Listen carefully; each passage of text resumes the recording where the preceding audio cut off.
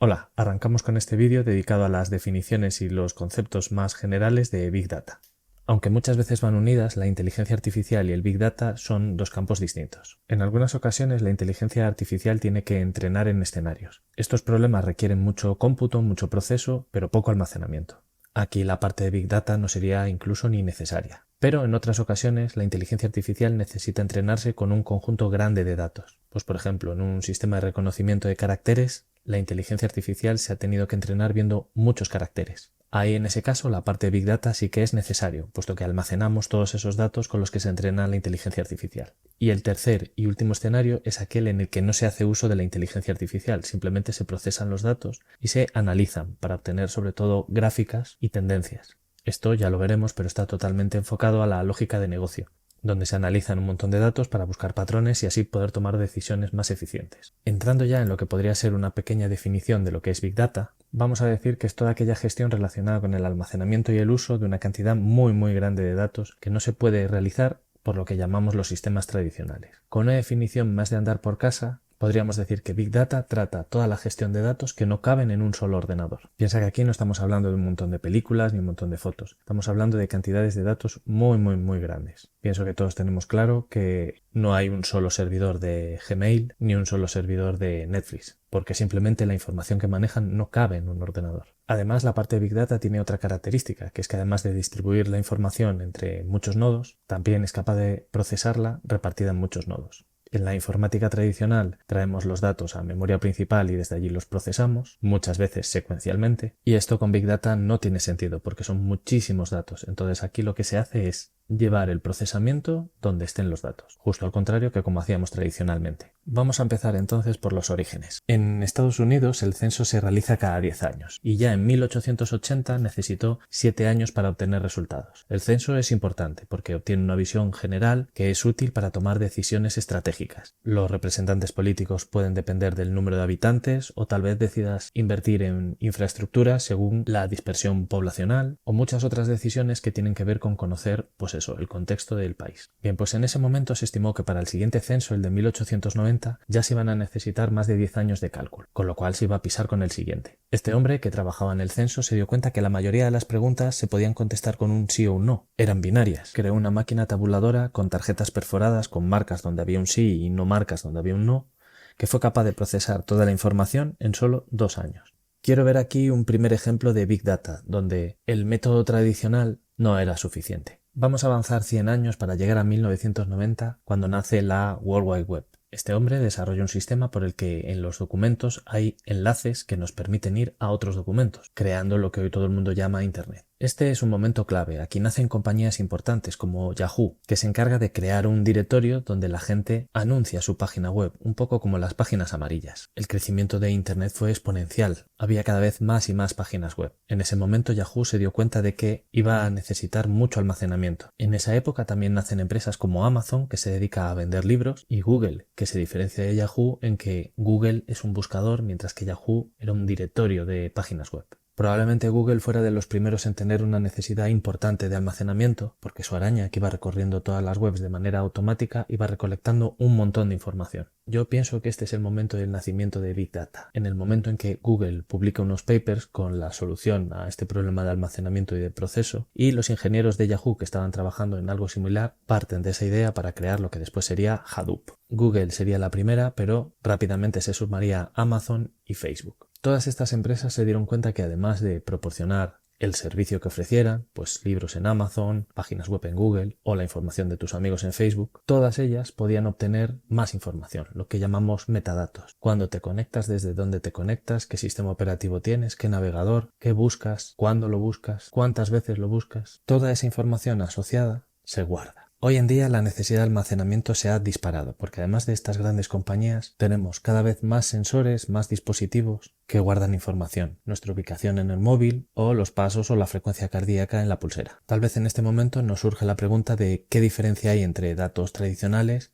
y Big Data, ¿dónde está la frontera? Bien, pues para ello alguien definió el concepto de las 3 Vs, que son esas 3 que vemos arriba: volumen, veracidad y variedad. En general, podemos considerar que algo entra dentro del campo de Big Data cuando cumple estas 3. No es una regla 100% estricta, pero encaja bastante bien en la definición. A medida que el tiempo pasó, la tecnología mejoró y hubo muchas más opciones, muchas más fuentes de datos, por lo que añadimos la velocidad y el valor. Estas 5 Vs es el consenso de lo que incluye Big Data. Encontraréis por ahí por internet un montón de artículos donde se hablan de más V, ahí podéis ver uno de 42, pero las he visto de 50 también, y yo creo que lo único que han hecho ha sido tomar palabras que empiecen por V e intentar incluirlas, porque en esa de 42, por ejemplo, tenemos viral, virtuoso, viscoso, que son definiciones un poco raras para aplicarlo a esto. Vamos a ver las 3 primeras, que fueron el origen del Big Data. Tenemos el volumen, la velocidad y la variedad. El volumen hace referencia a la escala de datos en la que nos movemos. Big Data no tiene mucho sentido si hablamos de menos de teras. Cualquier cosa que esté por debajo de eso sí se podría procesar en un solo ordenador. El tera o más allá no es que no se pueda procesar en un solo ordenador, pero sería algo extremadamente lento. Para entender lo difusa que está la barrera entre los datos tradicionales y los de Big Data atendiendo al volumen, quiero que pienses en la siguiente situación. Si yo quiero hablar con una persona muy discretamente, probablemente le susurre. Si quiero hablar con un grupo de 2 o 3 personas en la calle, pues hablaré. Si tengo que hablar ante una clase de 20 o 30 personas, subiré un poco el tono de voz. Incluso si tuviera que hablar ante 100 o 200 personas, tendría que subir mucho más el tono de voz. Esta solución, que ha sido ir subiendo el volumen de voz, funciona hasta cierto punto. Si tuviera que hablar ante 1000, 5000, 1.000.000 de personas, no podría gritar tanto. Llegados a este punto, tendría que cambiar mi sistema. Y probablemente lo más eficiente sería plantear un sistema de megafonía, repartiendo altavoces por toda la extensión del recinto. ¿Dónde está el límite para gritar o usar megafonía? Es el mismo que tenemos para definir datos de Big Data o de informática tradicional. El problema que vamos a tener durante el curso es que vamos a usar megafonía cuando deberíamos estar susurrando. Es decir, vamos a estar usando herramientas de Big Data cuando realmente el volumen de los datos vamos a estar en megas, gigas como mucho. Así que cuando veamos que funciona un poco lento, será un poco un acto de fe, confiando en que con muchísimos datos funciona mejor. Bien, ya sabemos que tenemos que trabajar con teras, pero ¿qué es un tera? Pues un tera es un número realmente muy grande. Vamos a ver las unidades para entenderlo. Eso que veis ahí es el escudo de los informáticos y, como veis, tiene en el centro un anillo de ferrita atravesado por varios cables. En función del sentido en el que fluía la electricidad o si fluía, ese anillo de ferrita quedaba imantado de maneras distintas. Y en el fondo lo que se guardaba ahí era un 0 o un 1, un norte o un sur. Y ahí nació el bit, que es la unidad mínima en informática. Nosotros trabajamos en binario. La siguiente evolución consistió en agrupar 8 bits, en lo que llamamos byte. Esta agrupación de 8 bits no es aleatoria, es porque con 8 cifras binarias, con 8 bits, somos capaces de representar 256 estados, desde el 0 hasta el 255, que son los que se determinó que eran necesarios para representar los caracteres gráficos habituales. Así nació el código ASCII, que no es más que una asociación entre un número binario, del 0 al 255, con su correspondiente carácter gráfico que representa. Así pues, cada carácter gráfico, cada letra, cada número, ocupa un byte. Desde que pudimos trabajar con letras normales, para todo el mundo la unidad mínima es el byte. A partir de ahí los documentos cada vez eran más grandes y llegamos a la escala del kilobyte. Aquí hubo un conflicto con el Sistema Internacional de Medidas en el que obligaron a seguir su norma en la que kilo equivale a 1000, por eso un kilobyte son 1000 bytes. Lo que pasa es que en informática la base es binaria y en binario el 1000 no es un número redondo, es el 1024 el número redondo. Siempre se han pisado y todos los informáticos llamamos kilobyte a los 1024, pero siendo estrictamente pulcros, 1024 bytes es un kibibyte, que es la abreviatura de kilo binario. Esto en algún momento será un problema porque fíjate que la diferencia entre un kilobyte y un kibibyte son solo 24 bytes, representa un 2,4%, pero a medida que avanzamos en esta escala, esa diferencia va creciendo de manera importante. Después del kilobyte tenemos el megabyte, gigabyte, terabyte y petabyte. Esta es la escala en la que nos movemos los usuarios domésticos. Es altamente probable que en nuestros ordenadores tengamos un disco de 1, 2, 3 teras. Las siguientes escalas, números altos en petabytes, exabytes, zettabytes, es donde nos deberíamos mover para trabajar en Big Data. Estos números tan grandes son difícilmente imaginables. ¿Te has preguntado alguna vez cuánto ocupa 1000 euros en monedas de 1 euro? Lo puedes llevar en una mochila, en una maleta, te hace falta un carrito y solo son 1000. Estas imágenes las encontraréis por internet y representan cuánto ocupan ciertas cantidades de dinero, suponiendo que son billetes de $100. Os dejo como reto averiguar de qué cantidades estamos hablando en esos gráficos, que evidentemente son muchas pero son muy manejables. Quiero poneros otro ejemplo para que entendáis la escala de estas medidas con las que trabajamos. Ahí tenéis en decimal lo que ocupa cada unidad. Un byte ocupa 1. Un kilobyte, en realidad un kibibyte, ocupa 1000 1024. 1 mega, 1.048.576. Y así, bueno, pues imagínate que ahora estamos hablando de euros, de dinero, y que eso es tu sueldo al mes. En bytes sería muy justo, en kilobytes nos podríamos mover, 1, 2, 3 kilobytes estaría muy bien, pero ahora piensa que tú ganas 1 millón al mes y te lo tienes que gastar. Estoy seguro que todos tendríamos ideas para varios meses, algunos años seguramente, pero estamos en la escala de mega. Vamos a los gigas. Ganas 1.000 millones al mes. Aún así, tienes inversiones suficientes para gastarte ese dinero. Vamos a la escala de gigas. Aquí ganas más de 1.000 millones al mes. ¿Qué te compras el segundo mes? Los teras. 1.099.000 millones de euros. Yo creo que aquí entramos en una fase en la que ya ni siquiera conocemos nada que valga ese dinero. Y la escala de los petabytes es que ya no la sé ni pronunciar. Así que la V de volumen hace referencia a estas unidades, tenemos que saber manejarlas, pasar de unas a otras y tener claro que el Big Data maneja cantidades muy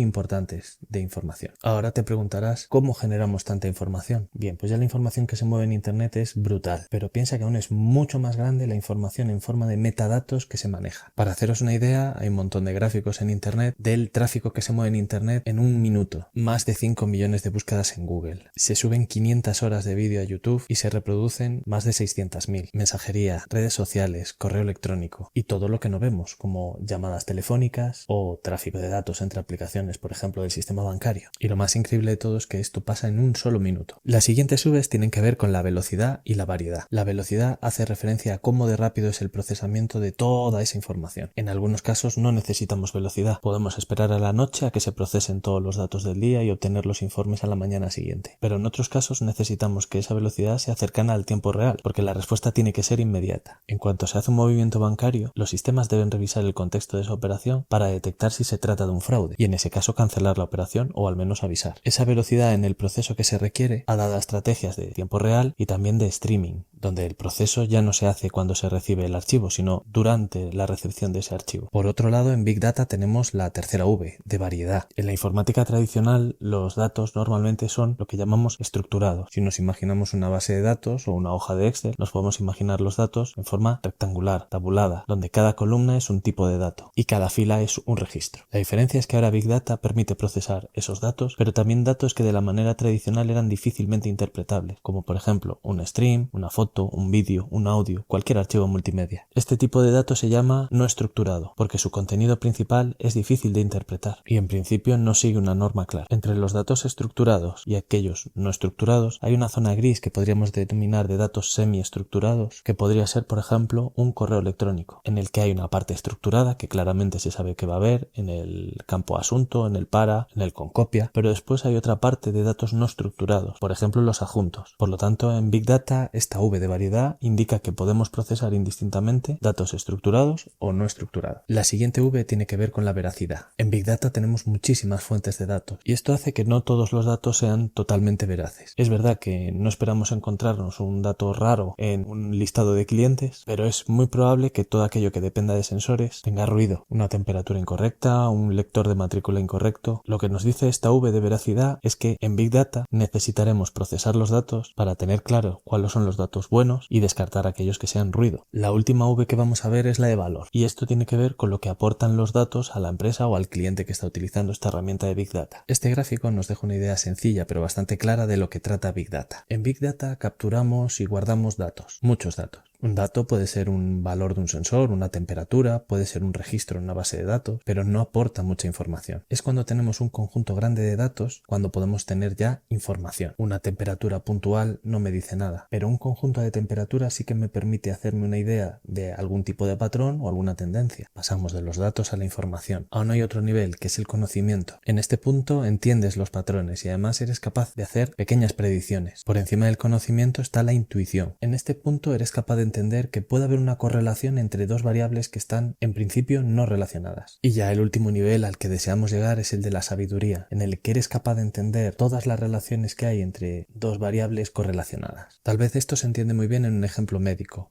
Tos es un dato, no aporta mucho más. Tos, fiebre, malestar, mocos. Ese conjunto de datos ya aporta información. El conocimiento sería todos esos síntomas que hemos determinado que es catarro asociados a el tiempo que hace y de esta manera poder predecir predecir picos de enfermedades. La intuición le dice a los médicos que puede haber una relación entre a lo mejor hábitos de vida como fumar y padecer ciertas enfermedades. Y por último, la sabiduría consistiría en explicar detalladamente la relación que hay entre fumar y padecer cáncer, cómo detectarlo lo antes posible y tal vez cómo curarlo. En este sentido, las herramientas de Big Data aportan muchísimo valor, ya que partiendo de datos seremos capaces de llegar a sabiduría. Por todo ello, lo que conseguimos con Big Data es analizar muchos datos pequeños, formar patrones, tendencias y poder predecir. De esta manera optimizamos operaciones en empresas que igual nos estaban haciendo bien, podemos identificar nuevos mercados o hacer predicciones basándonos en datos en tiempo real. La parte de Big Data en general da soporte a la toma de decisiones y usada con acierto permitiría realizar descubrimientos científicos, detección de enfermedades o creación de nuevos fármacos. En el siguiente apartado vamos a hablar de los clústeres de computadoras. Para ello vamos a entender de dónde partíamos. En la informática tradicional usábamos la arquitectura de este señor, la arquitectura von Neumann, donde hay un procesador por el que va pasando la información que está en memoria que contiene instrucciones y datos. Pues algo así como la tejedora que podéis ver a la derecha, donde cada una de esas tarjetas perforadas que podían ser instrucciones modifican el procesador, que es todos esos mecanismos que veis ahí para elaborar las telas. De esta manera se puede hacer una tela con patrones o con dibujos. En la actualidad los ordenadores mantienen esta arquitectura, pero un poco como en el gráfico que veis, todos tienen varios procesadores, con lo que pueden trabajar simultáneamente en varias tareas o en una de manera colaborativa. Un clúster de Big Data está compuesto por ordenadores domésticos.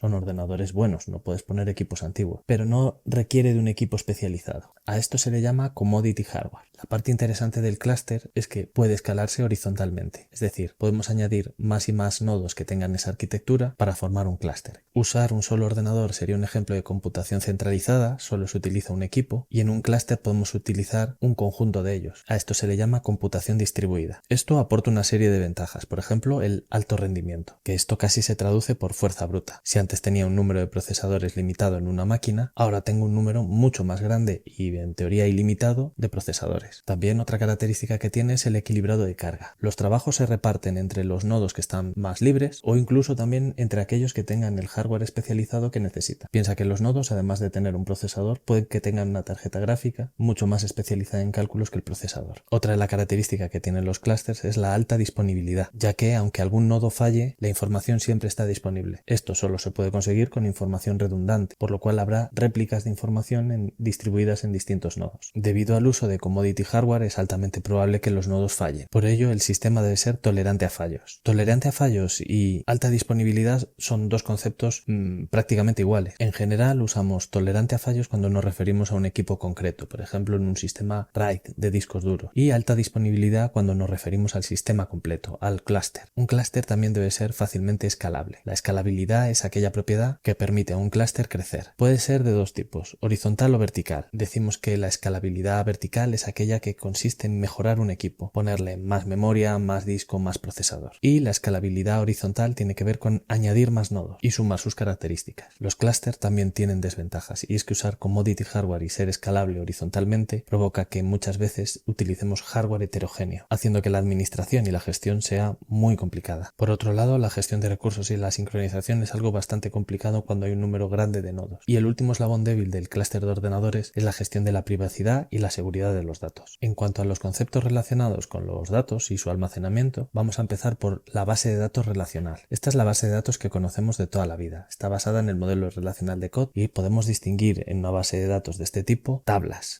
que están relacionadas y que representan a entidades como clientes, productos, compras. Cada una de estas entidades está compuesta por una tabla en la que hay registros, que son las filas, que a su vez están compuestos por campos, que representan las columnas. Cada columna representa una propiedad y lo hace mediante un tipo de datos. El nombre puede ser texto y la altura puede ser un número entero. Esto forma parte de la informática tradicional, pero también formará parte de Big Data. Otro concepto es el de dataset. Dataset es un conjunto de datos relacionados. Podemos pensar en él como una tabla muy grande con datos de clientes o de medidas de sensores. Pero en Big Data los datasets no se quedan ahí. También podemos usar como dataset log de servidores, hojas de cálculo, APIs de tercero o consultas a páginas web o a redes sociales. Otro concepto en Big Data es el de almacén de datos. También lo veréis como data warehouse. Y es un repositorio de datos procesados que normalmente veremos en forma de datos estructurados y que servirá como fuente de datos datos y que será el paso previo antes de hacer la analítica de los datos. En un momento lo vemos con más detalle. Otro concepto son las siglas AC y D, ACID, que es el acrónimo que se le da al comportamiento que esperamos tener en las bases de datos. La A es de atomicidad, que indica que las operaciones o se hacen o no se hacen, no quedan en un punto medio. Si por lo que sea una operación no se puede hacer porque se va la luz o se cancela, el sistema quedará como estaba antes de empezar esa operación. La C es consistencia, que quiere decir que la base de datos quedará en un estado válido justo después de aplicar una operación. Es decir, no hay operaciones que dejen la base de datos en un sistema incoherente. Por ejemplo, cuando añadimos un registro en el que no hay definida una clave primaria cuando en esa tabla es necesario, pues no insertará ese registro, porque si no quedará la base de datos en un sistema incoherente. La I es de aislamiento, que es la propiedad que dice que dos operaciones cualesquiera no se pueden pisar unas a otras. Si yo estoy trabajando en una parte de la base de datos y tú en otra, no tendríamos que tener problemas. Y si las dos operaciones son seguidas, la segunda no empezará hasta que acabe la primera. Y por último, la D es de durabilidad. Los cambios que se hacen en la base de datos quedan permanentes. El siguiente concepto es el teorema CAP, o también llamado conjetura de Brewer. Esto hace referencia a los sistemas distribuidos, pero aplicados sobre todo a las bases de datos. Es decir, cuando una base de datos está distribuida entre varios nodos. Ahí tenemos tres características: la consistencia, la disponibilidad y la tolerancia a la partición. La tolerancia a la partición es la propiedad que nos indica que la base de datos permite trocear la información en distintos nodos, teniendo en cuenta que estos nodos están comunicados por red y puede haber latencias, puede haber retrasos o puede haber incluso cortes. Por otro lado, tenemos la propiedad de consistencia. Esto quiere decir que los clientes siempre ven la misma versión de la base de datos. Cuando solo tenemos un nodo, solo vemos esa base de datos. Pero cuando tenemos muchos nodos, la consistencia garantiza que hagas la consulta al nodo que sea, siempre te va a dar como resultado la misma imagen. Y por último tenemos la propiedad de disponibilidad. Una base de datos disponible siempre está lista para lecturas y escrituras. Bien, pues vistas estas tres propiedades, el teorema CAP nos dice que de estas tres solo podemos cumplir dos simultáneamente. En los casos de bases de datos tradicionales no cumplen la tolerancia a la partición porque suelen estar alojadas en un único servidor, no están distribuidas, con lo cual cumplen simultáneamente la consistencia y la disponibilidad. Todas las consultas del cliente, todos los clientes ven la misma base de datos y además esa base de datos siempre está disponible para lectura y escritura. En Big Data usamos otro tipo de bases de datos que tienen una propiedad que siempre se mantiene, que es la de tolerancia a la partición, porque tienen que estar distribuidas. No caben los datos en una sola máquina, necesariamente tienen que estar distribuidas. Con lo cual nos encontraremos con dos tipos de bases de datos: aquellas que tienen estas propiedades, que son consistentes y con tolerancia a la partición, y aquellas otras que son disponibles con tolerancia a la partición. Estas bases de datos distribuidas que tienen consistencia como propiedad son bases de datos en las que queremos siempre exactitud. Son bases de datos lentas porque cualquier cambio tiene que replicarse en todos los nodos, porque acuérdate que lo que tratamos es de tener siempre la misma imagen de la base de datos. Por lo tanto, hasta que no estén todos los nodos actualizados, no habrá consistencia en esa base de datos. Hay otro tipo de bases de datos en las que hay disponibilidad. Siempre hay respuesta, pero no necesariamente exacta. Dependerá de si el nodo al que consultamos está actualizado o no. Estas bases de datos son las típicas de los contadores de retweets, donde no es realmente muy importante un número arriba o un número abajo. Aquí es posible que en 2 o 3 lecturas se reciban valores distintos porque has consultado a nodos que ya estaban actualizados y nodos que no estaban actualizados. En el momento de desarrollar nuestra solución de Big Data, tendremos que tener claro qué es lo que queremos y con ello seleccionar la base de datos adecuada. El siguiente concepto que vamos a ver es base, que también es un acrónimo relacionado con el diseño de las bases de datos distribuidas. En general, la tendencia en Big Data es a elegir bases de datos con alta disponibilidad y tolerancia al particionado. Es posible que las lecturas no sean consistentes porque en algunos momentos estaremos en lo que se conoce como estado blando, donde no todos los nodos están actualizados. Por lo tanto, hay que ser consciente que en cada escritura se va a tardar un tiempo en propagar ese cambio. Vamos ahora a otro apartado. Ya hemos hablado de los clústeres de ordenadores como hardware, hemos hablado del almacenamiento de los datos, vamos a hablar ahora del procesamiento de los datos. Vuelvo a estas imágenes para ver cómo es la arquitectura de un ordenador, cómo funciona un ordenador. Bien, pues funcionan de una manera muy similar a como lo hacía la tejedora, esta que veis a la derecha. En primer lugar, hay que traer de la memoria la instrucción que hay que ejecutar. Ahí lo veis como cada una de esas tarjetas perforadas que cuelgan por la izquierda. Una vez hemos traído esa instrucción de memoria, hay que decodificarla para saber qué circuitos hay que activar. En la tejedora habría que soltar los ganchos, unos entrarían por los agujeros de las tarjetas y otros no. En informática, los procesadores hacen muchas operaciones matemáticas y lógicas de comparación, donde probablemente hagan falta los operandos. Hay que traerlos de memoria también. Ese sería un paso intermedio. Después ejecutamos la operación y por último guardamos el resultado en memoria. Esto se repite en un ciclo infinito una y otra vez. Es como trabajan los procesadores. En procesamiento de datos, otro concepto importante es el trabajo en paralelo. Este dibujo que tenéis aquí simula una lavandería, donde hay varios procesos 2, el lavado, el secado y el planchado. Resolver esas 4 tareas que veis ahí nos llevaría hasta medianoche, pero si trabajamos en paralelo se puede acelerar mucho más. Si te fijas en el gráfico de la derecha, en el primer momento solo puede estar la lavadora funcionando, pero en el segundo momento, cuando pasemos las cosas a la secadora, esa lavadora ya queda disponible y podemos cargarla con la tarea B. De esta manera maximizamos los recursos. Bien, pues con esta idea surge el procesamiento paralelo, donde 2 o más procesadores comparten una única memoria donde dejan los resultados parciales. Hay muchos problemas que admiten una división en partes de manera muy sencilla. Por ejemplo, contar cuántos números primos hay entre el 0 y 1.000.000 es algo muy sencillo. Se le puede asignar a cada procesador un rango de números que tiene que revisar y finalmente sumar todas las ocurrencias. La clave del procesamiento paralelo es que comparten la memoria y se pasan mensajes de sincronía de ya he acabado mi parte, este es mi resultado parcial, súmalo, a través de la memoria. En los clústeres de Hadoop, cada uno de los nodos utiliza procesamiento paralelo en resolver una o varias tareas de las que tenga asignadas. Otro concepto, y por otro lado tenemos el procesamiento distribuido. La idea es similar al procesamiento en paralelo. Tenemos una tarea, la queremos partir en trozos más pequeños y gestionarla de manera casi independiente. La diferencia fundamental es que en el procesamiento paralelo compartimos memoria, es decir, tiene lugar en un solo equipo, varios procesadores en un equipo, pues en el procesamiento distribuido el paso de mensajes se realiza a través de la red y por tanto el proceso se lleva a cabo en ordenadores remotos. El procesamiento distribuido tiene que tener en cuenta una serie de factores que en paralelo no se tiene. Por ejemplo, la distancia entre los nodos. Piensa que la comunicación ahora es a través de la red. En general preferimos que el cómputo se haga en ordenadores del mismo rack, que estén conectados al mismo switch, porque la comunicación será más rápida que si los nodos están en ubicaciones geográficas totalmente distintas. Otro concepto de procesamiento de datos tiene que ver con las distintas estrategias que hay para procesarlos. En primer lugar tenemos el procesamiento por lotes o batch. Esta estrategia consiste en acumular un número de datos importantes para procesarlos. Evidentemente aquí el tiempo no es un factor importante. Un ejemplo de esto lo podemos encontrar en la elaboración de nóminas o informes que se pueden hacer por la noche y tener listos a la mañana siguiente. Otro tipo de estrategia es la transaccional. Aquí el tiempo sí que es mucho más importante y esto básicamente consiste en operaciones con registros. Son operaciones pequeñas, no es una cantidad importante de datos, en las que además sabemos que la velocidad es bastante constante. Sabemos más o menos el tiempo que se tarda en añadir un nuevo registro. Un ejemplo de esta estrategia de procesamiento de datos tiene que ver, pues por ejemplo, un movimiento bancario que queremos que esté disponible e informado inmediatamente, un alta en una base de datos, una modificación. Otra estrategia consiste en tiempo real. Esta es muy similar a la transaccional. Es pequeña, debe ser muy rápida, pero esta de tiempo real debe ser especialmente rápida. Tan rápida que incluso estamos dispuestos a dar por buenos resultados no actualizados. En general utilizaremos esto en analítica, por lo que casi en realidad no hay ninguna transacción, solo es una consulta. Por lo tanto, y con el objetivo de acelerar la respuesta, normalmente las operaciones en tiempo real tienen lugar a cabo en memoria. Y por último, la última estrategia es la de streaming, que también es muy parecida a la de tiempo real. La diferencia es que en streaming hay que interpretar los datos a medida que llegan. Streaming es típico en archivos multimedia, donde no vamos a esperar a que se descargue totalmente el archivo, ya lo podemos ir procesando a medida que va llegando. Muy relacionado tenemos otro concepto que es el OLTP. También es un acrónimo de Online Transaction Processing. Aquí la clave es la T, de transacciones. Estas siglas agrupan todo lo relacionado con el procesamiento de las transacciones, es decir, entradas, salidas, modificaciones y eliminaciones de datos, lo que viene siendo las operaciones diarias. Después otro concepto que tenemos es el OLAP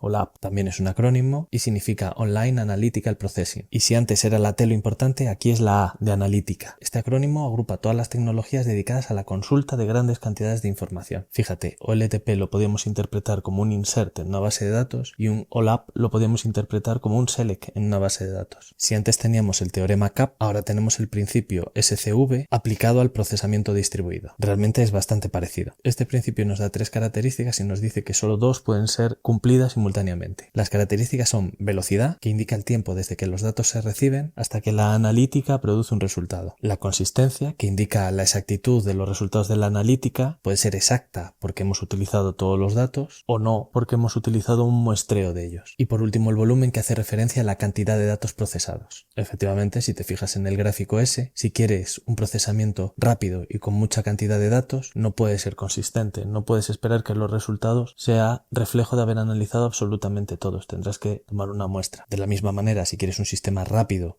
y muy consistente, asegurando que todos los datos han sido usados para generar esa analítica, pues necesariamente el volumen de datos con los que trabajes no puede ser muy grande. Y por último, si tienes un volumen muy grande de datos y quieres unos resultados de analítica consistentes, porque se han utilizado todos esos datos, pues tu procesamiento no puede ser veloz. Las herramientas Big Data se suelen agrupar agrupar y tienen una arquitectura basada en capas. En general, por debajo de todas las herramientas de Big Data siempre hay un sistema operativo y una gestión de red. Por tanto, en esa capa 0 tendríamos que buscar una serie de criterios para seleccionar hardware y software de manera que se maximice el rendimiento del hardware y la red. O dicho de otra manera, se minimiza la latencia. También necesitamos que todos los elementos de esa capa tengan disponibilidad, sean escalables, sean flexibles en el sentido de poder añadir más discos, más memoria y tengan un coste asequible. En general, en esta capa 0 podríamos dividirnos en dos ramas, la parte de red y la parte de almacenamiento. Dos ramas que tienen que ir sincronizadas. De nada valdría un almacenamiento súper rápido con una red muy mala y viceversa. La capa 1 debería tratar aspectos relacionados con la seguridad, algo que por ahora es el talón de Aquiles de los sistemas distribuidos. La capa 2 sería la relacionada con las bases de datos o donde vamos dejando los datos que van llegando. En la capa 3 se haría un análisis de esos datos en bruto para procesarlo. Eso lo haremos con ETL.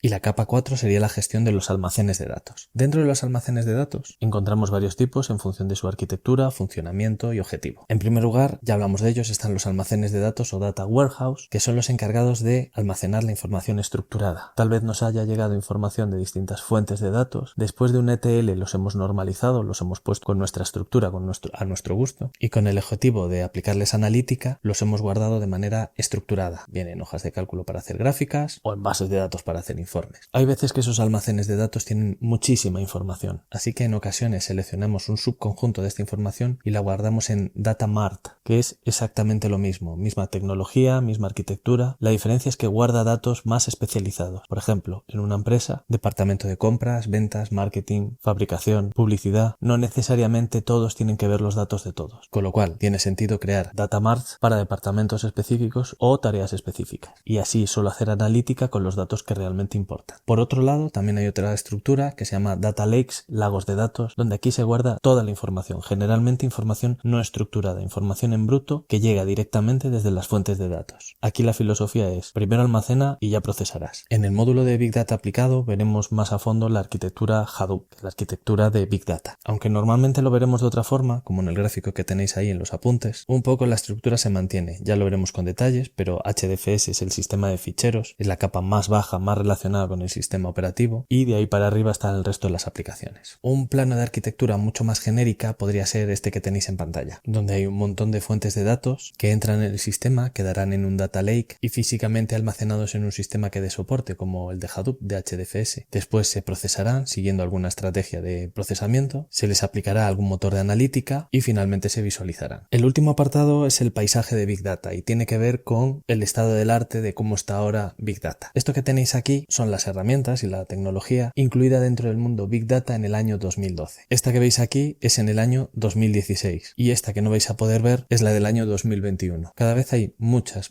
más herramientas relacionadas con inteligencia artificial y Big Data. Esto nos da una idea de la evolución a velocidad tan vertiginosa que ha tenido Big Data e inteligencia artificial en los últimos años. Solamente porque te hagas idea de la velocidad de estos últimos años, vamos a pensar que algunos de los conceptos de Big Data parten del año 79. Ya en ese año la empresa Teradata trabajaba con almacenamiento distribuido. En el 84 ya estaba liberado y público el sistema de ficheros distribuido NFS. En el año 1992, cuando los equipos eran 486 con apenas 200 megas de disco duro, Teradata proporcionó un almacenamiento de 1 terabyte para la cadena de supermercados Walmart. Es decir, la tecnología existía, pero es cierto que hasta la década del 2010 no explotó y hemos llegado a un punto donde semana en semana aparecen aplicaciones nuevas. Por ponerle un pero a este asunto es que hasta ahora siempre había una respuesta de software libre a todas las aplicaciones que salían. Microsoft tenía LibreOffice, Photoshop tenía GIMP, los sistemas propietarios de Google tenían a Hadoop público. De hecho, había distribuciones como Cloudera y Hortonworks disponibles de manera gratuita. Pero en los últimos años, ya desde el 2019, Cloudera compró Hortonworks, lo absorbió y se convirtió en una versión de pago. Muchas de las herramientas que están en la Fundación Apache no están siendo actualizadas con frecuencia y algunas de las que tenemos en el currículum llevan desde el 2016 sin ninguna actualización. Parece que la tendencia ahora pasa por usar servicios en la nube como los que ofrece Amazon o Microsoft o Google, haciendo que estas capas inferiores permanezcan prácticamente ya invisibles. Muy bien, pues hasta aquí el vídeo.